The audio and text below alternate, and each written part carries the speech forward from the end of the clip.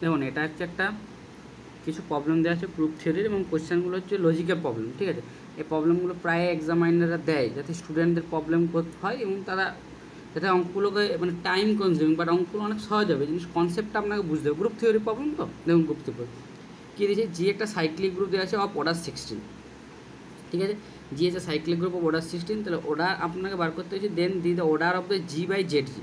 আমরা G by Z জির অর্ডারটা আপনাকে বার করতে পারছি। অপশানে দেওয়া হচ্ছে 2 4 6 1, কোনটা উত্তর হবে। আবার দেখুন আমরা কি জানি, আমরা কি প্রথমে কি জানি, জি হচ্ছে সাইক্লিক গ্রুপ দেওয়া আছে। সাইক্লিক গ্রুপ যদি হয় তাহলে যে কোনো cyclic every cyclic group is a abelian group, ঠিক আছে। But converse is not true, so every abelian group is not a cyclic, but every cyclic group is a abelian group. তাহলে সেটা দেওয়া আছে every cyclic group is abelian group, সেখান থেকে imply হচ্ছে অ্যাবিলিয়ান group. আবার দেখুন এই যে জেড জি দেওয়া আছে, জেড জি সেন্টার অফ জি বলে, মানে জেড জি এবং জেড জিটা সাবগ্রুপ ফর্ম করে, ঠিক আছে। জেড জি সাবগ্রুপ ফর্ম, জেড জির ডেফিনেশনটা কি, সেই সমস্ত এলিমেন্ট জি থেকে নাও যারা এক্সের x G equal to G x for x belongs to G, মানে জি এর প্রত্যেকটা এলিমেন্টের সঙ্গে যারা কমিউট করবে সেই সমস্ত এলিমেন্টগুলোকে নিতে হবে, সেটাকে জেড জি বলছে।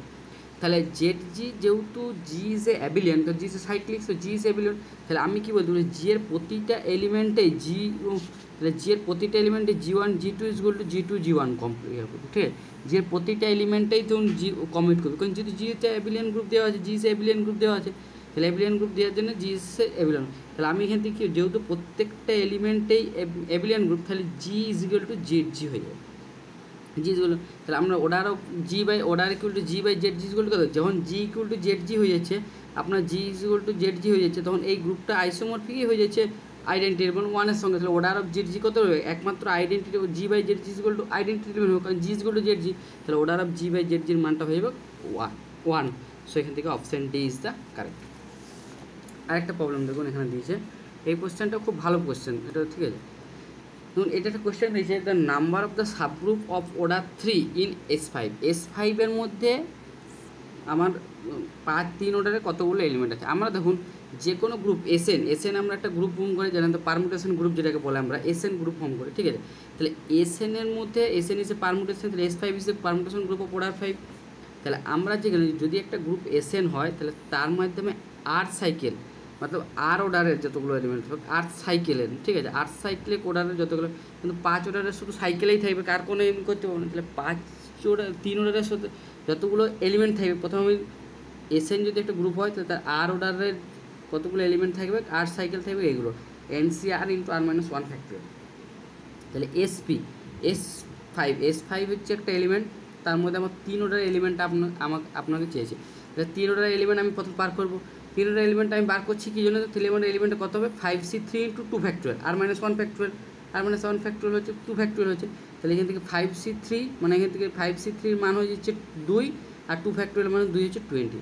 আবার দেখুন যে কোনো এলিমেন্টে যদি আপনাকে সাবগ্রুপ বার করতে বলে, মানে যে কোনো অর্ডারের, তাহলে সাবগ্রুপের প্রপার্টি হয়েছে যে কোনো অর্ডারের সাবগ্রুপ আপনাকে যদি এলিমেন্ট বার করতে বলে, তাহলে প্রথমে তার বলতে হচ্ছে নাম্বার অফ এলিমেন্ট বার করতে হবে, কতগুলো আছে ওই অর্ডারের। আপনাকে যখন 3 অর্ডার বলতে 3 অর্ডার এলিমেন্ট বাই তাকে 5/3 দিয়ে ভাগ করে দেবে, মানে যতগুলো এলিমেন্ট থাকবে তার সাবগ্রুপ 5/3 দিয়ে ভাগ করে দেবে। তাহলে আমাকে বার করতে বলেছি কত, number of the subgroup of order 3। তাহলে আমি প্রথমে কী করছি, the number of the elements of order 3 আমি বের করে নিয়েছি। নাম্বার অফ দ্য এলিমেন্ট কত পেয়েছি, 20 বাই 5/3 মান কত, আমরা জানি 5/3 মান তো বলছি 2। তাহলে নাম্বার অফ দ্য এলিমেন্ট প্রথম কত হচ্ছে 20/2 equal to 10। So number of the subgroup হচ্ছে আপনার কতগুলো থাকছে, যে সাবগ্রুপ কতগুলো থাকছে 2। সেখান থেকে বলতে পারি option B is the correct, ঠিক আছে। আরেকটা কোশ্চেন দেখুন, এই কোশ্চেনটাও খুব ভালো, এই কোশ্চেনটা হচ্ছে এক্সামিনাররা দেয় আর কি, সাধারণত একটু ট্রিকি আছে, মানে অনেক সময় ভুল করে আর কি কোশ্চেনটা, এই জন্য আমি কোশ্চেনটা দিয়েছি। ধরুন S4 একটা গ্রুপ আমরা জানি, তার পারমুটেশন গ্রুপ, তার মধ্যে যে কোনো একটা পি এলিমেন্ট দিয়েছে, S4-এর যেহেতু পারমুটেশন এলিমেন্ট তার এলিমেন্ট দিয়েছে 1 2 1 2 2 4 3 3 আর 4 1, এই যে একটা সাইকেল দিয়েছে S4, মানে যে কোনো একটা এলিমেন্ট S4-এর নাম্বারগুলো এরকমভাবে থাকে তো, ঠিক আছে। তাহলে আমাকে বলছে এই এলিমেন্টের নাম ধরুন পি, ঠিক আছে। বলছি তাহলে পি যদি একটা পারমুটেশন হয়, তাহলে which value of N just satisfy করবে P two the power n is equal to P, P এর কোন ভ্যালুর জন্য P two the power n is equal to P satisfy করবে। তাহলে তখন কী করতে হবে, আপনাকে পি গ্রুপ যেটা দেওয়া আছে সেটা প্রথমে লিখতে হবে, যেমন 1 2 3 4, তাহলে এটাকে আপনার যেমন লিখে আছে 1 2 2 4 3 3 4 4। তাহলে এটাকে আমি যদি সাইকেল লিখি কী করে হবে, দেখুন 1টা যাচ্ছে 2-তে, 2টা যাচ্ছে 4-এ, 4টা যাচ্ছে 1-এ। তো আমি এখান থেকে লিখতে পারি 1 যাচ্ছে 2-তে, 2 যাচ্ছে 4-এ, 4 যাচ্ছে 1, সো 1 to 4 একটা সাইকেল হচ্ছে। আর 3টা তো লেখার দরকার নেই, কারণ 3 সাইকেল।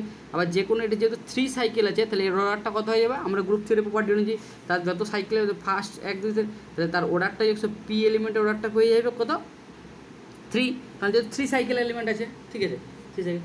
এবারে আবার দেখুন এখানে ধরুন, তাহলে আমি কী লিখতে পারি, পি কিউব যদি করি তাহলে আমি কী পাবো, যেহেতু অর্ডার 3 তাহলে P cube is equal to identity element পেয়ে যাবো S4, যেটা আমি জি নাম দিয়েছি যে আইডেন্টিটি অফ জি পাবো। তাহলে P4 যদি PS অর্ডার 3 হয়, এরপর আবার যদি আমি গ্রুপ থ্রি প্রপার্টি নিয়ে কি উভয় সাইডে যদি পি গুণ করে দিই, যেমন এখানে দেখুন উভয় সাইডে যদি আমি পি গুণ করে দিই তাহলে কত পাচ্ছি, পি কিউব ইন্টু করলে আইডেন্টিটি, সব পি ইন্টু পি যদি কোনো গুণ, তাহলে এখান থেকে পেয়ে যাচ্ছি যে P⁴ is equal to P. So N এর মান কত হলো এখান থেকে, সো এখান থেকে এন এর মান হয়ে গেলো 4, এন এর গুলো 4-এর জন্য P⁴ is equal to P satisfy করছে। সো আমি এখান থেকে বলতে পারি option B is the correct.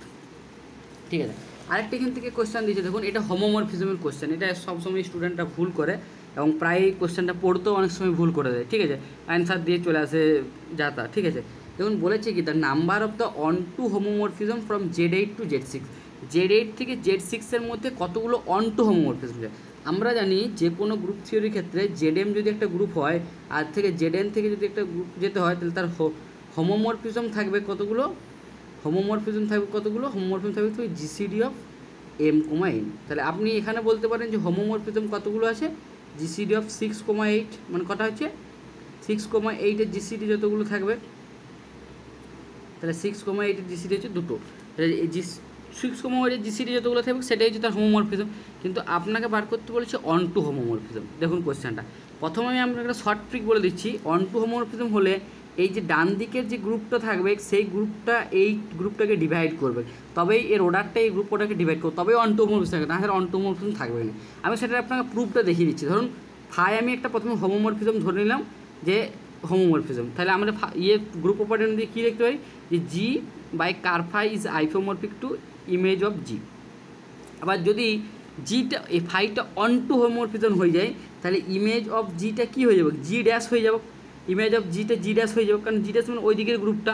ঠিক আছে, আপনি একে জি মানুন আর একে জি ড্যাশ মানুন। ঠিক আছে, তাহলে আমি এখান থেকে লিখতে পারি কি, G by ker phi is isomorphic to G dash. তাহলে এখান থেকে কী লিখতে পারি, সো জি বাই জি ড্যাশটা আইসোমরফিক টু কার ফাই, তার মানে এই সে অর্ডার অফ আমি যদি এখান থেকে পার করি, তাহলে সে G by G dash is equal to ker phi, তাহলে অর্ডারটা যদি আমি এদিকে পার করি, তাহলে দেখুন 8 order is equal to ker ফাইয়ের অর্ডার হয়ে যাচ্ছে কত 8/6। আর কার ফাই যেহেতু একটা হোমোমরফিজম, কার ফাই একটা সাবগ্রুপ অফ Z8, আবার কার ফাইয়ের অর্ডারটা কখনো ফ্র্যাকশন হতে পারে না, কিন্তু যদি একটা গ্রুপের অর্ডার কোনো ফ্র্যাকশন হতে পারে না, তাহলে এইটা পসিবল সম্ভব নয়। এখন তাহলে আমি বলতে পারি যে এই যে ফাইটা আমি নিয়েছি, ফাই এরকম কোনো অন টু পসিবল না। So number of the total onto homomorphism is কত, এটা পসিবল না, number of the total onto homomorphism হচ্ছে 0। ঠিক আছে, আর যদি ধরুন আপনাকে একটা কোশ্চেন বলছি, ধরুন এখানে Z8 থেকে Z4 থাকতো, তাহলে আপনি বলতে পারছেন যে স্যার একে তো একটু ডিভাইড করছে, তাহলে তার অন টু হোমোমরফিজম কতগুলো থাকবে, সেই অন টু হোমোমরফিজম ফর্মুলাটা হয়ে যাবে ফাই অফ এই লেফট সাইডের যে রাইট সাইডের যে এলিমেন্ট থাকবে ফাই অফ 4 যতগুলো হোক সেটা হবে total onto homo, phi of 4 is equal to 2। So total যদি ডিভাইড করে তাহলে অন টু হোমোমরফিজম পেয়ে গেলেন, আর ডিভাইড না করলে অন টু হোমোমরফিজম পাওয়ার দরকার নেই।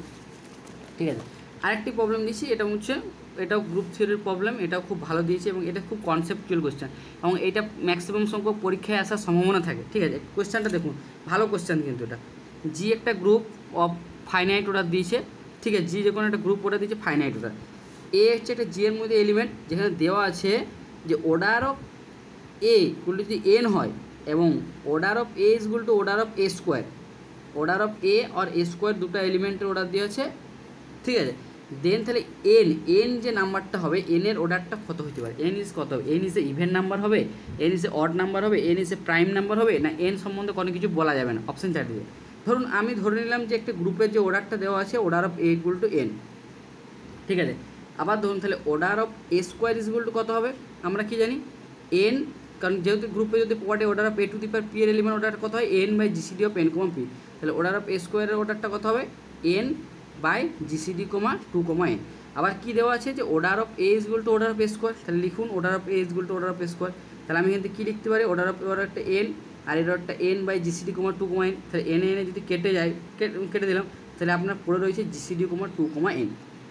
তাহলে জিসিডি কমা 2 কমা এন, তাহলে জিসিডি কমা 2 কমা এন এইটা পসিবল কখন, দেখুন GCD comma N two comma N possible কখন, যখন এন ইজ এ মাস্ট একটা অড নাম্বার হবে এবং এন হচ্ছে মাস্ট অড নাম্বার হবে, ঠিক আছে।